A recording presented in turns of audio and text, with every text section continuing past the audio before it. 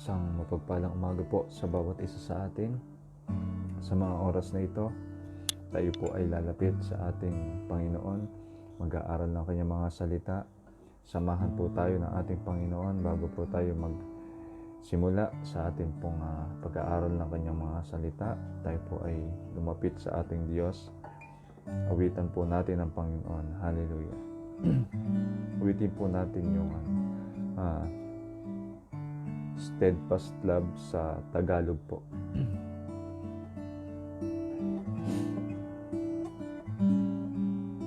Pag-ibig niya ay hindi nagmamaliw, biyaya niya ay walang kapantay. Ito'y laging sagana bawat umaga, katapatan niya'y dakila, katapatay dakila. Isa pa po sa umpisa.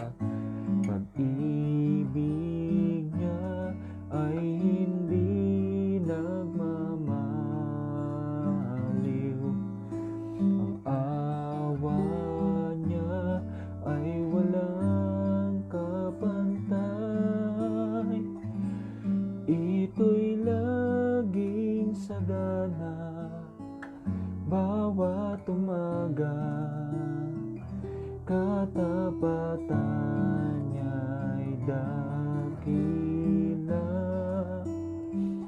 katapatay dakila. Ito'y laging sagana bawat umaga, katapatan niya'y dakila, katapatay dakila. Hallelujah, glory, hallelujah, hallelujah. Napakabuti ninyo, Panginoon. Hallelujah, napakabuti po ninyo. Hallelujah. Ang pag-ibig ninyo ay hindi nagmamaliw, Panginoon. Hallelujah. Hallelujah, hallelujah. Napakabuti ninyo. Hallelujah. Hallelujah. O Diyos, sa mga oras na ito, patuloy na lumalapit kami sa inyo na may kababaang kalooban. Panginoon, humihiling po ng pangunawa sa inyo.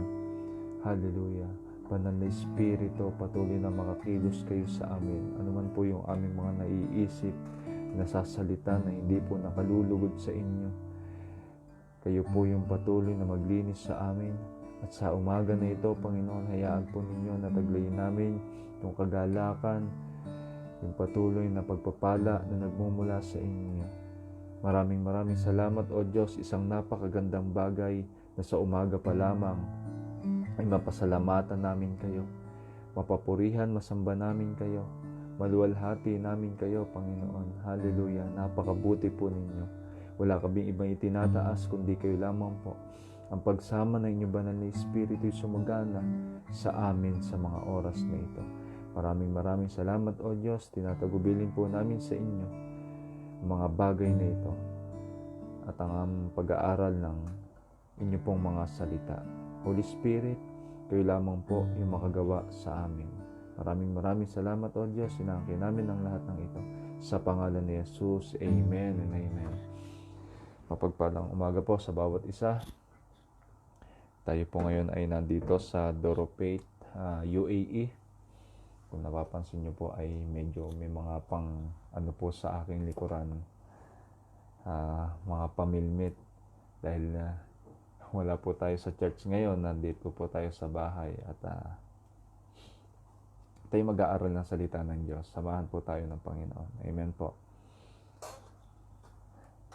Ang ating po pag-aaralan ay katulad ng ating inawit sa mga oras na ito, yung the steadfast love of the Lord never ceases. Yung pag-ibig ng Diyos ay hindi nagmamaliw. Ang aklat po na ito ay matatagpuan natin sa aklat po ng Panaghoy chapter 3, verse 22 hanggang 23. Ulitin ko po, Lamentation chapter 3, verse 22 hanggang 23. Sabi po diyan, ang tapat na pag-ibig ng Panginoon ay hindi nagmamaliw. Ang kanyang mga habag ay hindi natatapos. Sariwa ang mga iyon tuwing umaga. Ang sumulat po ng aklat na to ay alam nating na ang propeta Jeremias. Siyempre, si Jeremias po ay tinatawag din po na the weeping prophet. Sapagkat ang panaghoy ay katulad nga po ng isang tao na tumatangis. Yung mga nakasulat po dito kung mapapansin natin ay patungkol sa pananaghoy. At makikita po natin sa talata na ito na isang bagay ang napakaganda sa nanaalala ni Jeremias sa tagpo na ito. Ano yon? Ang tapat na pag-ibig ng Panginoon ay hindi nagmamaliw. Marami po sa atin ang gumagamit ng mga talata na ito. At alam natin na ginagamit ito at bilang pag-alaala doon sa pag-ibig ng Panginoon na hindi po nagmamaliw. Ngunit titingnan po natin ng pansin ano ba yung pinagmulan ng talata na ito bago niya masabi na ang pag-ibig ng Panginoon ay hindi nagmamaliw at ang kanyang habag ay hindi natatapos. Makibos po pa rin po kayo sa akin, same chapter. Unahin po natin sa verse 1. Aaralin po natin yung mga talata na ito hanggang sa talata na atin po nabasa. Sa verse 1, ano po sabi diyan? Ako ang taong nakakita ng pagdadalamhati dahil sa pamalo ng kanyang puot. Si Jeremias po ay nagsasalita sa mga oras na ito. Na ano daw yung sinasabi niya? Ako ang taong nakakita ng pagdadalamhati dahil sa pamalo ng kanyang puot. Sa verse 2, itinaboy niya ako at dinala sa kadiliman at hindi sa liwanag. Kung sa panahon natin ngayon ay maraming nadidiliman sa mga nangyayari sa ating buhay. Ano po? Si Jeremias ay naranasan niya din na magkaroon ng kadiliman. Ang Diyos na nagbibigay ng kaliwanagan, ang Diyos na nagbibigay ng kasaganaan, ang Diyos na nagpapakita ng iba't ibang ng maganda nating kahihinatnan sa susunod na panahon, in the future, kahit sa kinabukasan, kahit sa araw na ito, ang Diyos po ay kayang makapagbigay sa atin ng kaliwanagan. Kung may mga panahon na nadidiliman po tayo, mga kapatid, sa takbuhin ng ating buhay, hindi po natin alam yung ating gagawin, ang Diyos po ay kayang magbigay ng kaliwanagan sa atin. Ngunit sa tagpong ito, ng buhay ni Jeremias, ano yung sinasabi po dyan? Itinaboy niya ako at dinala sa kadiliman at hindi sa liwanag. Naranasan ni Jeremias na sa halip na kaliwanagan ang makita niya sa piling ng Panginoon, ay dinala siya sa kadiliman. Ulitin ko po, naranasan ni Jeremias na madala siya ng Panginoon sa kadiliman. Marami sa atin ang kapag dumadating sa mga pagsubok na mayroon nangyayaring hindi maganda, merong nang aapi, merong hindi gumagawa ng maganda sa kanila, merong hindi gumagawa ng maganda sa atin. Ano yung naiisip ng mga tao? Naiisip ng isang tao na, Lord, ipagtanggol po ninyo ako. Panginoon, hindi ko na po kaya yung ginagawa sa akin ng mga lumalait sa akin. Ipagtanggol po ninyo ako.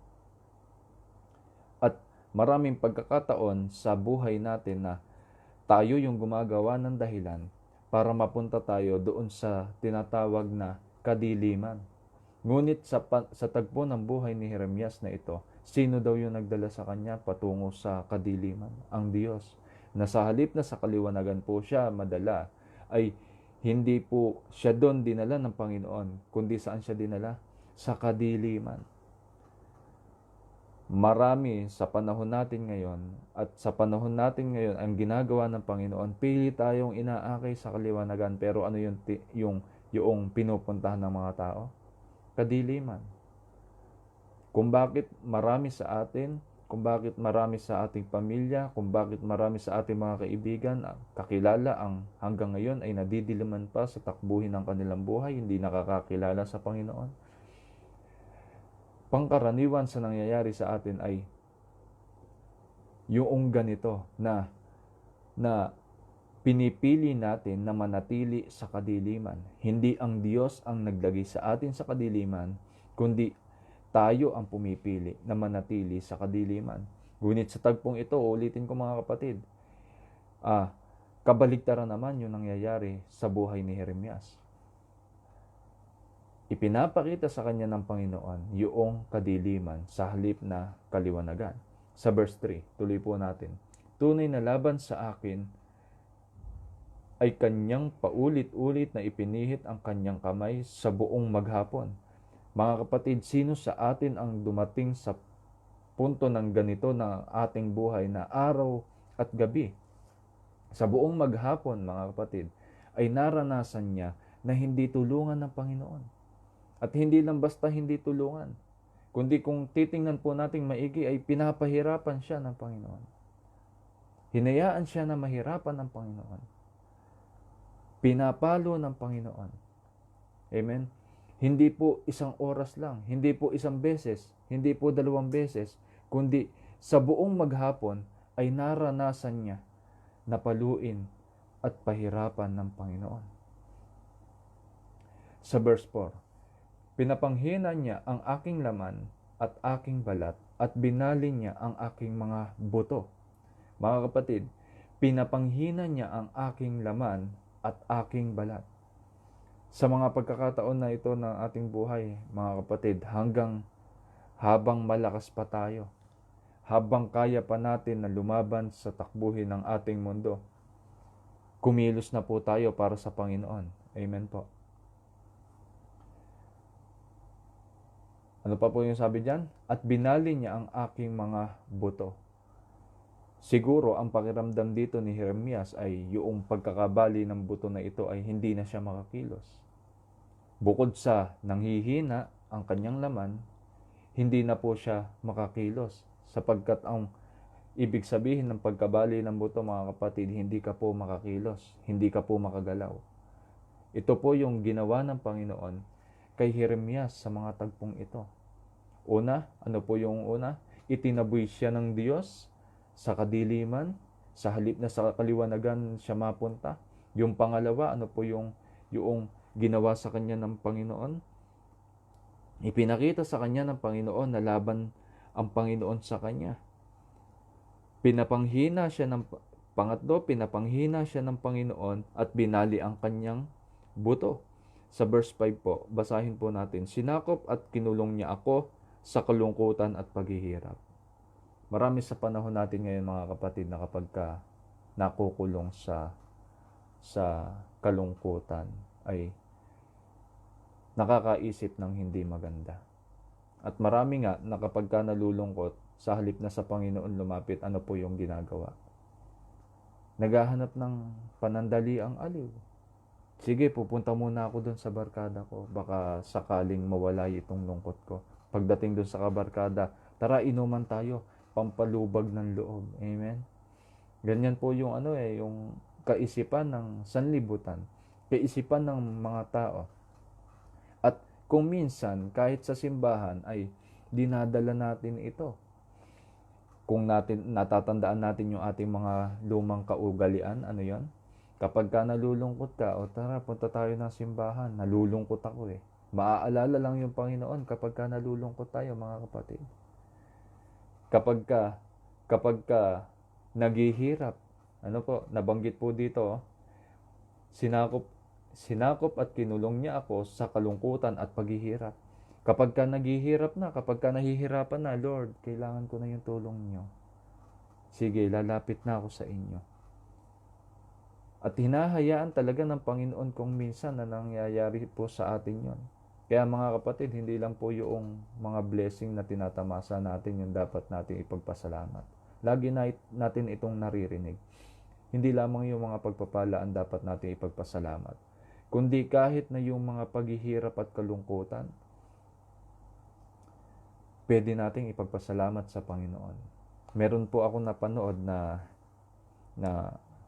isang ah, ah, hindi po siya celebrity, ano po, parang nagba-vlog po, mga ganon. Yung nagbi-video po sila, tapos i-upload sa YouTube, tapos yun po yung ginagawa nilang hanap buhay. Meron po akong napanood na ganon na nahaway ng COVID-19 siya at yung buo nilang pamilya. At ang isa sa masakit, yung ama niya ay namatay din. Hindi ko po alam, dahil nabasa ko lang po ito sa news, hindi ko po alam kung ang kinamatay ay COVID-19 or meron po kasi daw sakit sa puso. Anyway, kung dumadating sa punto ng ating buhay na katulad nung isang tao na iyon na ang dami ko ng problema, dumagdag pa ito. Mga kapatid, ipinaranas ng Panginoon kay Jeremias na ilagay siya sa isang sitwasyon na malulungkot talaga siya. Hindi maiisip, hindi po sa panahon natin ngayon, kung may mga dahilan ng ating kalungkutan, ay isa sa dahilan ay ang ating sarili. Bakit? Dahil kung minsan pinalulungkot lang po natin yung ating sarili kahit wala naman nakalulungkot. At kung minsan naman po ay dahil sa ating katigasan ng ulo, ay nagbubunga naman ito ng talagang kalungkutan para sa ating sarili. Ngunit sa tagpong ito, mga kapatid, ang Diyos ang naglagay kay Jeremias doon sa kalungkutan at paghihirap. Kung merong naghihirap sa atin sa panahon na ito, isa sa dahilan ay ang ating sarili din naman kung bakit tayo nahihirapan. Mabuti na maghirap tayo dahil sa Panginoon. Amen. Napakabuti sa isang tao na mahirapan ng dahil sa Panginoon, kesa sa nahihirapan tayo ng dahil sa ating sariling kagagawan. Sa verse 6 po, pinatiran niya ako sa kadiliman gaya ng mga matagal ng patay. Pinatiran niya ako sa kadiliman. Mga kapatid, sino na sa atin na nakaranas na ilagay sa box at mag-pretend na patay? Ano po, nakakatawa pong isipin na sino sa atin ang nakaranas na ilagay sa kabaong at mag-pretend po na patay, merong mga nag-iiyakan, na alam mo na kapag ka nandun ka, hindi ka na pwedeng makalabas. Meron po akong isang kapatiran dito sa UAE na nakakwentuhan. Tinatanong niya ako, Pastor, nakakatakot naman po siguro pagka nasa loob ka na ng kabaong kasi gusto mo nang lumabas, hindi ka pa makalabas. Natawa po ako, hindi po ako makakibo, hindi ko po alam yung babanggitin ko para hindi siya ma-offend. Pero sabi ko, isang bagay lang ang sigurado. Kapag ka nawala tayo, kung nananampalataya tayo sa Panginoon, mapupunta ka na sa piling ng Panginoon. Hindi mo na dapat katakutan yung katawan mo na nandoon sa kabaong. Patay ka na nga eh. Amen. Pero isang bagay ang makikita natin sa sinulat ni Jeremias na ito. Ano po yon? Pinatira siya ng Panginoon doon sa isang kadiliman, na katulad ng isang patay. Take note po, ang isang patay ay wala na siyang magagawa. Ang isang patay ay hindi na pwedeng bumangon at ipagtanggol yung kanyang sarili doon sa pumatay sa kanya kung meron man. Hindi na pwedeng gumaling pa ulit yung karamdaman kapag kapatay na. Dahil kapag kapatay na tayo, yun na din yung katapusan ng ating karamdamang pisikal. Amen. At pasimula naman ng ating eternal life kung tayo ay kukuhanin ng Panginoon at makakapiling niya. Naranasan po ito ni Jeremias. Naranasan niya ito. Sa verse 7, binakuran niya ako upang ako'y hindi makatakas. Pinabigat niya ang aking tanikala. Mga kapatid, sa pagkakataong ito ng ating buhay, marami sa atin ang gustong tumakas sa kalooban ng Panginoon. Hindi para pahirapan ng Diyos. Hindi po katulad ng dinadanas ni Jeremias, ni Propeta Jeremias. Hindi para pahirapan ng Panginoon, kundi ano yung ibinibigay sa atin ng Panginoon. Gusto nating tumakas sa kalooban ng Diyos para mapabuti tayo. Marami sa atin ang gustong tumakas sa kalooban ng Panginoon na naghihintay naman sa atin ng kabutihan, ang isang magandang plano ng Panginoon kapag nanatili tayo sa kalooban niya. Ngunit sa tagpong ito, si Jeremias na mismo ang gustong tumakas doon sa nararanasan niya. Ngunit hindi po siya makatakas at nakakulong na siya. Ano pa po yung nasa sa kanya? Isang mabigat na tanikala. Isang mabigat na pasanin, mga kapatid. Anong hirap ang nararanasan ni Jeremias sa mga oras na ito? Anong hirap yung nararanasan niya? Sa verse 8, hindi ko na po tatapusin, kukuha na lang po tayo, tapos pupunta po tayo doon sa ating binasa kanina. Bagamat ako'y dumaraing at humihingi ng tulong, kanyang pinagsasarhan ang aking panalangin. Mga kapatid, naranasan nyo na po ba ito? Na dalangin tayo ng dalangin, Lord, kailangan ko po ito. Gusto ko po nito. Tugunin po ninyo ako. Pero walang katugunan ng Panginoon. Marami sa atin na nananalangin na, Panginoon, tugunin na po ninyo yung panalangin ko na ito. Ngunit hindi makasumpong ng idinadalangin sa Panginoon. Katulad ng pangyayari kay Jeremias sa panahon na ito. Meron siyang idinadalangin, nananalangin siya.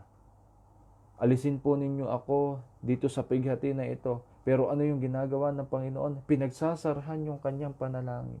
Nawari hindi naririnig ng Panginoon. Nawari hindi nakikita ng Panginoon. Sa verse 9, kanyang hinaharangan ang aking mga daan at ng tinabas na bato, kanyang inililiko ang mga landas ko. Mga kapatid, bukod sa hindi po siya tinutugon o sinasagot ng Panginoon, ano pa po yung makikita natin diyan?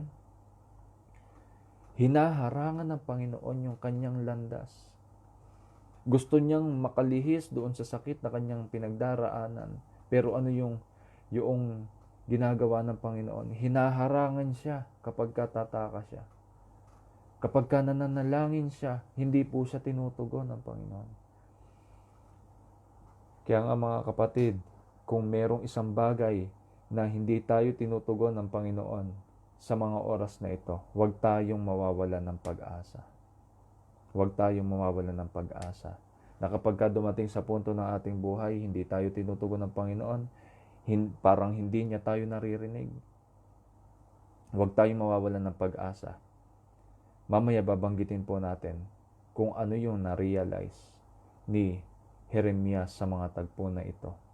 Na habang siya po ay itinataboy, habang siya po ay pinahihirapan ng Panginoon, na habang siya po ay nanghihina, na parang nabalian din siya ng buto, na habang siya po ay parang nakakulong sa kadiliman, na habang parang hindi naririnig ng Panginoon yung kanyang panalangin, na habang gusto niyang tumakas sa paghihirap na iyon, hinaharangan siya ng Panginoon upang makapanatili doon sa paghihirap na iyon.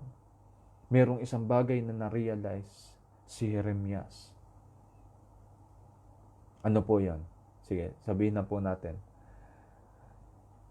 Sa verse 22, ang tapat na pag-ibig ng Panginoon ay hindi nagmamaliw. Ang kanyang mga habag ay hindi natatapos. Mga kapatid, sa kabila ng paghihirap na kanyang nararanasan, sa kabila ng sitwasyon na kanyang kinatatayuan, ito yung na-realize ni Jeremias. Ano yan? Ang tapat na pag-ibig ng Panginoon. Sino sa atin ngayon ang nahihirapan? Sino sa atin ngayon na parang hindi tinutugon ng Panginoon? Maisip din po natin, mga kapatid, ang tapat na pag-ibig ng Panginoon ay hindi nagmamaliw. Kaya wala po tayong pwedeng idahilan na kapag dumadating tayo sa pagsubok, para bang hindi naman naririnig ng Panginoon ang mga panalangin natin. Huwag nating tingnan yung panalangin natin. Ano yung tingnan natin? Yung pag-ibig ng Panginoon ay hindi nagmamaliw. Yung biyaya at habag ng Panginoon ay walang kapantay. Meron po diyang isang napakaganda. Sariwa ang mga iyon tuwing umaga. Dakila ang iyong katapatan. Amen. Hallelujah. Napakabuti ng Panginoon. Sariwa po ang pag-ibig ng Panginoon tuwing umaga.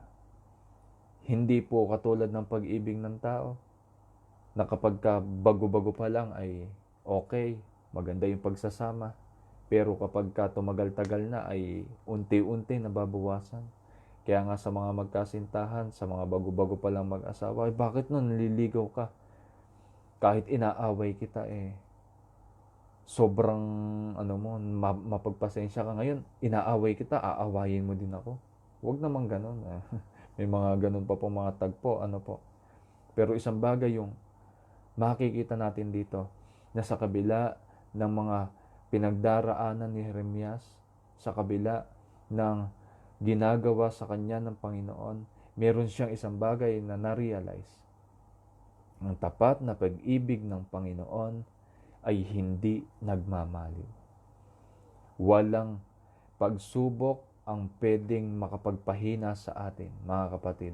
Walang pinagdadaanan at walang pinahihintulutan ng Panginoon na pwedeng makapagpahina sa atin. Katulad ng nangyari kay Job, na kahit na dumadanas siya ng napakatinding pagsubok, wala pong dapat tayo na ikapanghina, sapagkat ang pag-ibig ng Panginoon, ulitin ko po, hindi po yung prayers, hindi po yung pagsubok, hindi po yung pag-alis natin doon sa nararanasan natin na pighati, hindi po iyon yung dapat nating tingnan.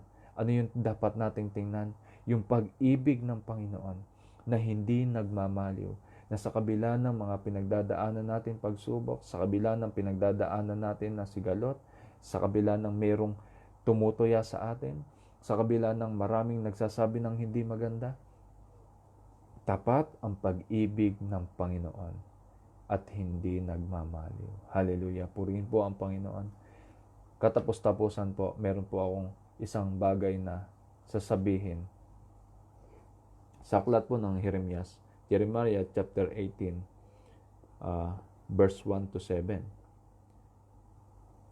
Ang salita ng Panginoon kay Jeremias na sinasabi, tumindig ka, bumaba ka sa bahay ng magpapalayok at do'y iparirinig ko sa iyo ang aking mga salita. Jeremiah chapter 18 po, verse 1. Verse 3 na po tayo. Kaya't bumaba ako sa bahay ng magpapalayok at naroon siya na gumagawa ng kanyang gulong na panggawa. At ang sisidlan ng kanyang ginagawa mula sa luwad ay nasira sa kamay ng magpapalayok at muli niya itong ginawa upang maging panibagong sisidlan ayon sa ikinasya ng magpapalayok.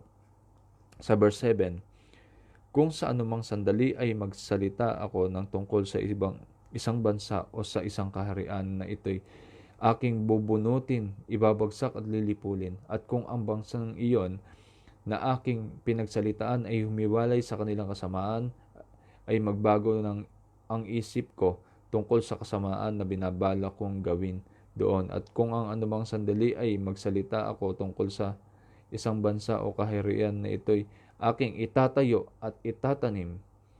Kung ito'y gumawa ng kasamaan sa aking paningin na hindi nakikinig sa aking tinig, ay magbabago ang isip ko tungkol sa kabutihan na binabala kong gawin doon. Ano po yung ibig sabihin dito ng Panginoon? Mga kapatid, kung sa tagpo ng ating buhay meron tayong nagawang kalikuan sa harapan ng Panginoon at dumating sa punto na binasag tayo ng Diyos, ang Diyos din ang magtatayo sa atin. Katulad daw nung isang magpapalayo na kahit na kapag ka meron siyang nakitang sira, ano yung gagawin niya? Sisirain niya ng tuluyan. At isang pinakamaganda doon, itatayo niyang muli. At gagawin niya ng isang pinakamaganda. Ngayon sa buhay po natin mga kapatid, maaaring sa punto ng buhay natin ay meron tayong ganitong tagpo. Nahihirapan tayo sa ating buhay. Kayang-kaya tayong ibagsak ng Panginoon. At kagandahan sa pagbagsak natin, mga kapatid, kung tatalikod tayo doon sa ating kamalian, kung tatalikod tayo doon sa nangyari sa ating buhay, ano yung gagawin sa atin ng Panginoon? Itatayo niya tayong muli. Itatayo tayo ng Panginoon. Dahil ang pag-ibig ng Panginoon ay hindi nagmamaliw. Hallelujah. Purihin po ang Panginoon. Napakabuti ng Panginoon. Napakabuti ng Panginoon. Kaya po ninyo sa umaga na ito, tayo po ay muli na lumapit sa ating Panginoon. Hallelujah. Hallelujah. Hallelujah. Hallelujah. Hallelujah. Napakabuti po ninyo. Hallelujah. Glory. Hallelujah. Hallelujah. Hallelujah. Bago nga po tayo magwakas sa panalangin, awitin po natin yung ang Panginoon ang ating patnubay. Ang Panginoon ang aking patnubay, tayo'y di iniwan at pinabayaan. Noon pa man hindi nagkulang, hindi siya nang iwan mula sa dating buhay. Inibig niyang tunay, dakilang Diyos Panginoon, ngayon at kailanman maaasahan kanyang kabutihan, laging sumasagana, kahit saan, kahit kailan, katapatan niya'y magpawalang hanggan, at hindi masukat ang kanyang pagmamahal. Ang Panginoon ang ating pag-asa, ang Panginoon ang ating pag-asa. Hallelujah. Handog niya'y bagong buhay, walang hanggan ang kanyang pag-ibig na inilaan sa aking hindi bumibigo. Sa kanyang mga pangako, dakilang Diyos Panginoon, ngayon at kailanman maaasahan kanyang kabutihan, laging sumasagana, kahit saan, kahit kailan, katapat niya'y hallelujah. Hallelujah.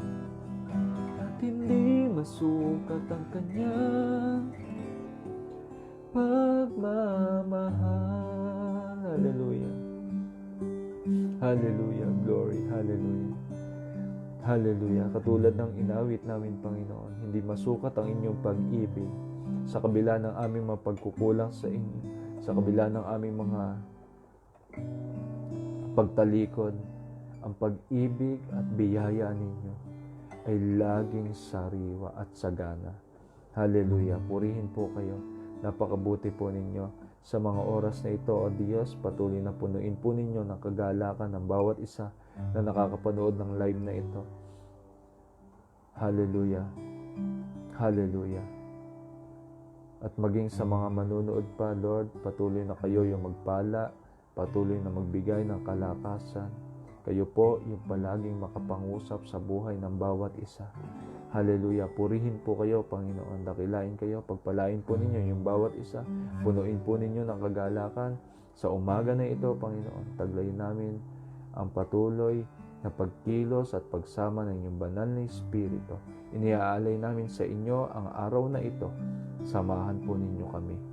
Hallelujah. Luwalhatiin po kayo. Ito po ang aming panalangin, Ama, na may pasasalamat sa pangalan ni Jesus. Amen and amen.